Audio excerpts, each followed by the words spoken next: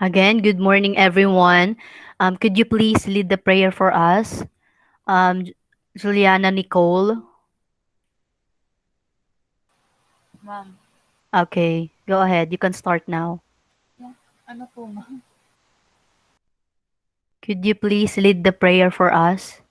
Ah, my Father, sana, Lord, sana po, isang mga, Lord, sana po maayos po yung lesson ngayong araw. Sana po wala na pong lyrics. Sana po, ah, sorry ma'am ko, no?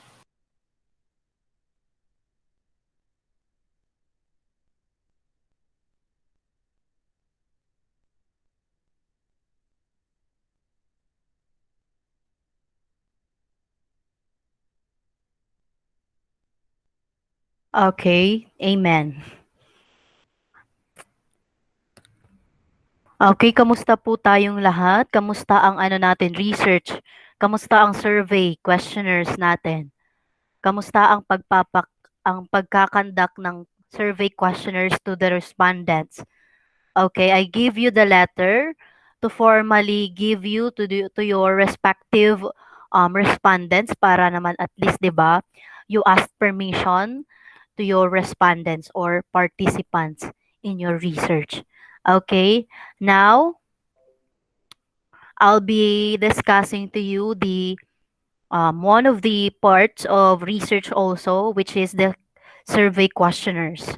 Okay, the objectives are you have to define what is a survey to versus questionnaires and formulate the difference between the closed questions and open-ended questions. And lastly, you have to familiarize the survey questionnaires and examples of survey questionnaires. That's it. And I have here a quotation or what we call a slogan. Ano bang tawag dito? The adage, a customer is always right. Okay, what comes to your mind when you hear about this adage? A customer is always right. Tama po ba? What comes to your mind? Anyone? Before we go on with our topic. A customer is always right. You as a business owner, anong nasa isip mo? Or you as a future business owner? Or you as a customer also? Hmm. Isip-isip tayo. Am I audible ba? Naririnig? Yes, Yes. miss. Ay, thank you. Salamat Tama po. naman. Ha? What I comes mean, tama. Okay, what comes to your mind when you hear about a customer is always right daw? Tama po ba? Why is it? Anyone? Ma'am, Yes, galaw-galaw tayo. Miss Bayani. kasi Yes, po you yun can. po yung ay, try lang mama. Kasi po Okay, yun po yung opinion nila about yung because that is their opinion. Anyone? Ano pa? Yes, that's it. You can expound your answer. You can raise your hands if you want to answer, if you want to give your ideas, perspective. A customer is always right daw. Mm. Anyone? Galaw-galaw dyan. Yes, gusto nyo magtawag pa ako. Kasi ma'am Ay. parang priority po ng Mhm. mga ingay. You can raise your hand so that I can acknowledge you. Yes, Miss Micaela Esperida. Go on with your... Okay lang yan. That's normal. Okay, that's normal na ngayon nowadays na maingay, may mga background noise, it's okay as long as we can hear you. Go on with your Ma'am, answer. priority po ng mga Mhm. service staff or yung mga yung mga nagse-serve po sa isang company ay yung satisfaction po ng customer. So, yung customer is always right. Ayun po yung motto or slogan nila. Mm, yes, that's right. One of the um adage of a business owner or the as other staff is that they want the customers to return as well as to feel welcome, 'di ba? Or to add more priority to the customer's satisfaction. Anyone, meron pa ba? Ma'am, Yun. Yes. um, Yes, for, Sir Zosa. for me, I don't think if customers are always right because lots Mm. of them abuse the sellers of the producers, but they also have the eight rights against abusive sellers. There are um, business owners or business sellers that they abused. Yes, that tama po ba? They're or yung mga customer, 'di ba, ina-abuse yung pagiging customers nila. Some of them are be able to, you know, fosters bad habit. Say for example, kung pumunta ka man lang sa kahit in a way that sa Jollibee, ayan, diyan na lang. Oh, you can be able to hindi porket ano, they have staffs or crew there, you can be able to ano na lang, utos-utos, 'di ba? Ang ano na lang, 'di ba? You can foster na lang siguro or control kindness na lang siguro by in a way na kumuha ka na lang ng sarili mong example, water, kung if you want to ask um, kumuha ng tubig, you can go on with yourself kung kaya naman, 'di ba? Or after eating, 'di ba? Simple way na mag-clean ka na lang ng sarili mong or ano mo na lang, di ka na lang magkalat. As a simple as that na lang. Okay. Wala na po bang dagdag as customer is always right? Yes, meron pa pala. I think, a customer is always right. I think para sa akin mali, ma'am, kasi some of the customers, ma'am, it gives abrasive, um, shit. Ay, minsan, ma'am, nakakasakit yung mga pananalita nila. Mhm. Okay. It is one of the adage lang naman. Siguro kasabihan, a slogan from na naririnig natin, 'di ba? It has received some pushback in a way that siguro nagkakandak sila ng through interviews, okay? The praise is worth deeper look. So, itong quotation na 'to, itong adage na 'to is may kinalaman sa survey questionnaires. Okay, through with this, of course, as a business owner, siguro um diyan nakukuha yung satisfaction of the customers. Ano pa ba? Diyan natin na we give exhort service staff to give a high priority to our customers' satisfaction, to feel them appreciated. So, in my survey questionnaires, ayan yung topic natin today, may kinalaman dyan. So, what is a survey? A survey is a research method used for, of course, collecting data from a predefined group of respondents to gain informations and insight into a various topics of interest. They can have a multiple purposes, and researchers can conduct it in many ways depending on the methodology chosen and the study goals. In the year 2020, research is of extreme importance, and hence it is essential for us to understand the benefits of social research for a target population using the right service tool. So the data is usually obtained through the use of standardized procedure to ensure that each respondent can answer the questions at a level playing field to avoid bias opinions that could influence the outcome of the research or study.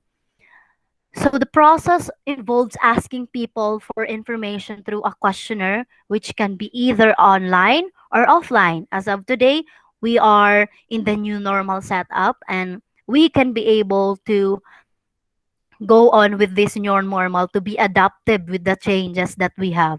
So lahat naman 'di ba online and however with the arrival of new technology, ayan, with being more um adaptive to the technology that we have, it is common to distribute them using the digital media such as puwede rin 'di ba, mga through Zoom kung magpapa-survey ka or through online by using Google Meets, social networks, email, QR codes, or URLs. Ayan. Surveys are questionnaires that can be inductively and deductively to answer a particular research questions. You know, they are typically only used once to answer a practical research questions. So that is a survey. Another, I have here example of a survey. Ayan siya. And later on, i-discuss din natin what's the difference between of them. So, ano pa ba? Okay, here is the one of the father of research surveys. Sino siya? Si Paul Felix Lazarfield. Okay. Paul Felix Lazarfeld is a popular known as the founder of modern research surveys. Made considerable contributions towards, statistical survey analysis, panel methods, and latent structure analysis, and also contextual analysis. He is known as for the father of survey, okay? Father of research survey. What is an online survey? Paki-take note siya, itong ano na 'to, taong 'to. Mamaya lumabas siya sa ano, sa exam natin. Okay? What is an online survey? It is an set of structured questions that the respondents completes over the internet, generally through filing or filling out a form. It is more natural way to reach out to the respondents as it less time consuming than the traditional way of gathering information through one to one interaction and less expensive. As of today naman, 'di ba, we can be able to be more matipid, 'di ba? Kasi with this new normal, we cannot be able to go um ayan, face to face na makikipag-ano tayo, mag-give ng mga questionnaires, 'di ba? It is more, time consuming, the resources, 'di ba? Mas magastos kung gano'n. Yung siguro yung magiging ano niyo lang dito is your effort, your time in making your survey questionnaires, siguro yung pagod sa paggawa ng research. Ayun lang siguro ang nakikita kong disadvantage nyo. But one of the advantage as of today is that hindi kayo nagagastosan. Lalo na dati kung face-to-face, di ba? You can be able to give, magpapakain sa mga panel members. Ano pa? Yes, sino ba nagsalita? Sa Bremonte po. Bakit? Yung Yes, ano po kasi magpapa-print pa po diyan pagka yan. Yes, at the end of the semester may final output kayo, 'di ba? Pero as today magpapagano'n pa rin naman kayo. Yung magkakaroon ng hard copy yung final output nyo ng research, okay? Siguro yung magpi-print kayo ng survey questionnaires, no need na kasi you will be using Google form as your survey questionnaires na lang. And it could be sent through Messenger, through email, 'di ba? Or if you are conducting an interview, you can use Zoom or Google Meet as a source of gathering data, as a source of tools to gather data. The data is collected and stored in a database which is later evaluated by an expert in the field. So, alam ko naman each members have the capacity or capability to go on with the research they have. Siguro may mga expert siguro dito ng, say for example, upon making a questionnaires. Ayan, kung si member na yan, si Sobremonte magaling sa ganon, you can go on with your expert to that. Okay? Pero there are times also na magtutulungan kayo, of course. Hindi yung kanya-kanya. Okay? O, sino pa ba? Kung si Bayani are good in grammar lapses, ayan, pwede siyang maging Grammarly. Ayan. Pwede siyang mag-check sa introduction pa lang. Ganun ang role ng mga members natin dapat. Okay? As an incentive for respondents to participate in such online research, businesses offer rewards like gift cards, reward points that they can redeem for goods. Ayan. Siguro, di ba, sabi ko kanina, ang face to face lang siguro nagpapakain kayo sa mga panel members. Ayan. Nagbibigay kayo ng at least a gift or a candy to your respondents para lang 'di ba magsagot ng mga questionnaires nyo. 'Di ba may mga ganun talaga. And a questionnaire. Ayan, what's the difference ba ng questionnaires? Ano daw? Yes, Bayani. Need pala lahat my role, Ems. Yes, dapat. Hindi yung leader lang ang gumagawa. Hindi lang leader lahat. Kasi si leader, siguro marami na siyang ginagawa. As a leader pa lang, di ba? Oh, ginagather pa lang niya yung mga members niya. Oh, isa na yun sa mga role niya na ginagawa. Nag-aano pa lang, stand for a leader pa lang. Isa na yun, yes. Sino ba yung natataas ng kamay? Kala ko reactor lang sila. Lalo na mga sinner pa, 'di ba? Nagsisin pa kamo.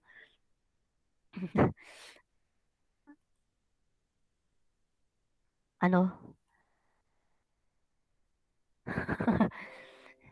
Okay lang 'yan. May final defense pa naman tayo. Okay, the difference between a questionnaires and a survey is that a questionnaire is a tool that is used to conduct a survey. Ayun yung questionnaires, okay? A survey, it is the process of gathering, getting information, sampling, analyzing, and interpreting data from a group of people.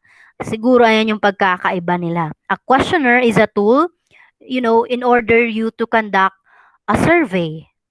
While a survey, it is the process of gathering or sampling, analyzing, interpreting, nandyan na lahat ng data from a group of people.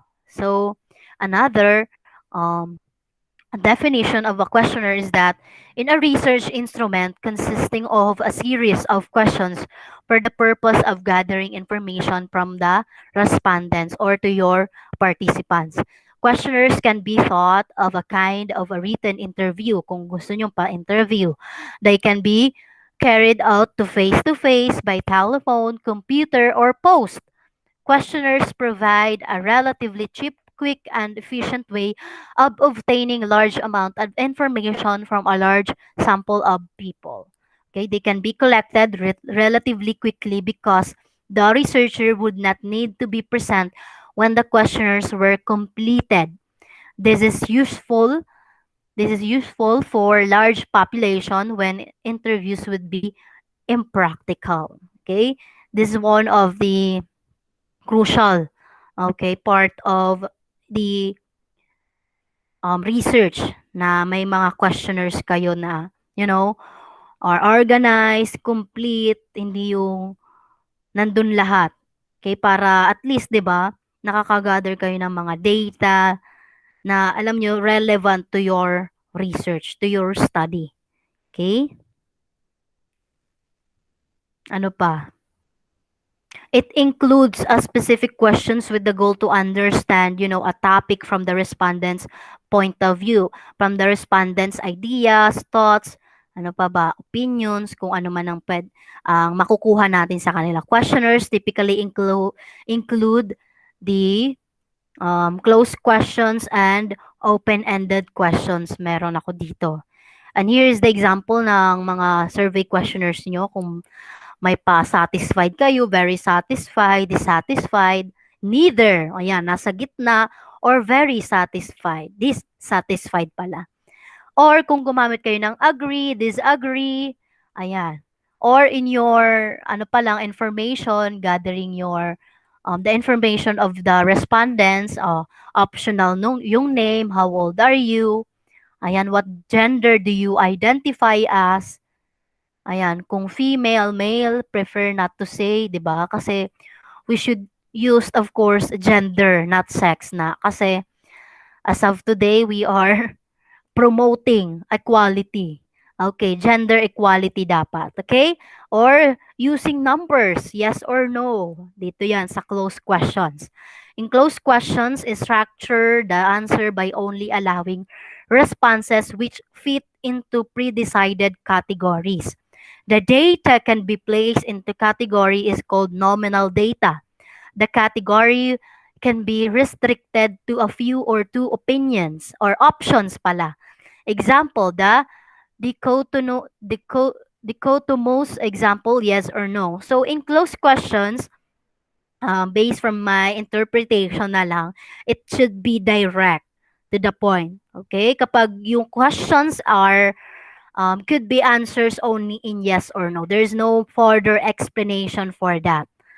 Okay? That is closed questions. Another example is male or female. Kung um, you are referring to a gender of a particular person or respondents, include a quite complex list of alternatives from which the respondents can choose. Example, the polytomous. Okay? Closed questions can also provide an ordinal data which can be ranked. Ayan, using your rating scale yan, or Likert scale. This often involves using a continuous rating scale to measure the strength of attitudes or emotions of your respondents. For example, or strongly agree, neutral, disagree, strongly disagree, or unable to answer. Diyan malalaman kung what's the opinion ba or the emotions na meron yung um, respondents mo. While in open-ended questions naman, you are allowing people to express what they think in their own words. You can be able to go on for more information, for more explanation, can be able to express what they want to express. They express their thoughts, their feelings, their emotions, their perspective in life. Okay? Open-ended questions enable the respondents to answer in as much as they can, in as much detail as they like in their own words. For example, can you tell me how happy you feel right now? O, 'di ba? Mas ano dito sa open-ended questions, you can be able to express what's your feelings. Okay? Masyadong mahaba dapat ang pagsagot mo dito sa open-ended questions. Kaya nga open-ended questions, it is walang katapusan na explanation. Kumbaga walang katapusan na pag-express ng thoughts mo. Okay? That is an open-ended questions. If you want to gather more in-depth answers from your respondents, then you can use this open-ended questions that will work better. These give no pre-test or preset answer options and instead allow the respondents to put down exactly what they like in their own words. Okay? Open questions are often used for complex questions that cannot be answered in a few simple categories but require more detail and discussion. So particularly in here, walang bias o na mangyayari or walang cheating na mangyayari. Bakit? Because you are expressing your own words. You are expressing your own ideas to in order to, give information to the researchers. Kasi ano mo lang yun, opinion mo, ideas mo yun eh. Okay? That's the difference between closed um, and end questions and open questions. So do you have any questions? Kaya huwag kayong ma-confuse sa dalawang yan.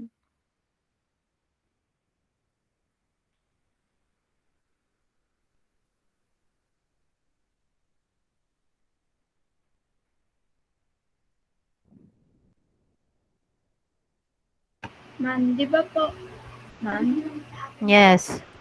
di ba po may letter na po kayo na papa-approve kung kailan yung defense? Ayun, di pa na-send ni Sir Kenji. Yung binigay pa lang niya sa akin is the letter for the survey permission ata yan. Okay? Ma'am, kapag po ba tapos na, pwede na pong ipa-check sa inyo?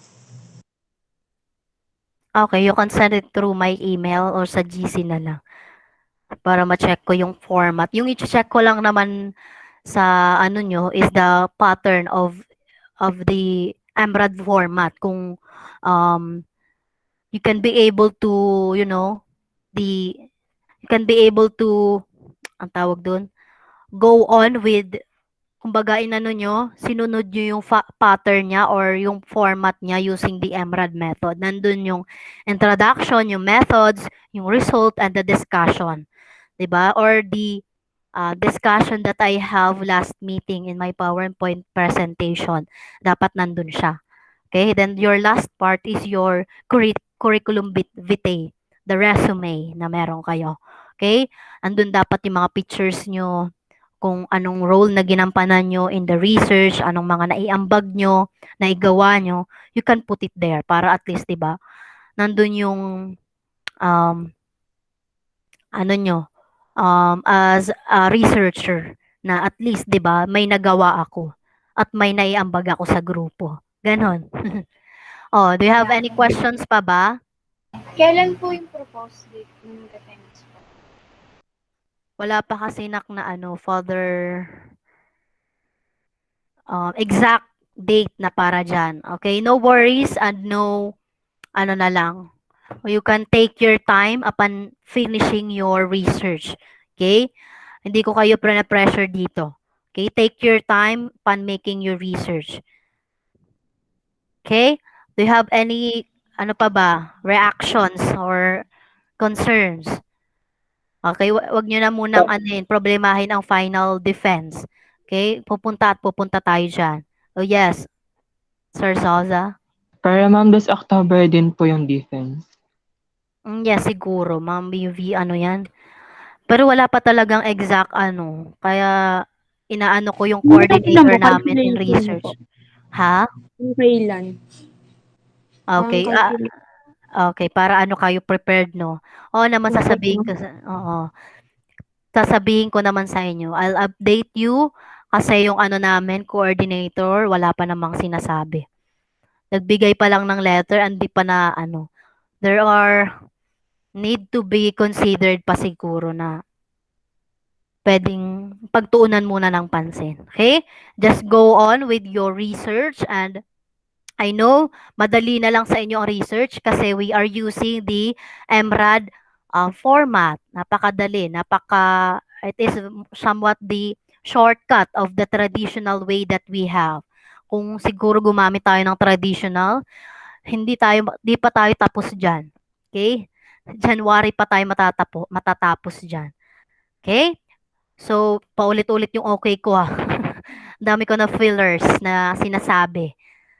So, that's it for today and I hope you've gained something about this topic that we have and siguro send ko na lang sa inyo tong ano natin, recorded video para yung ibang absent na mga kagrupo nyo makapag panood nito.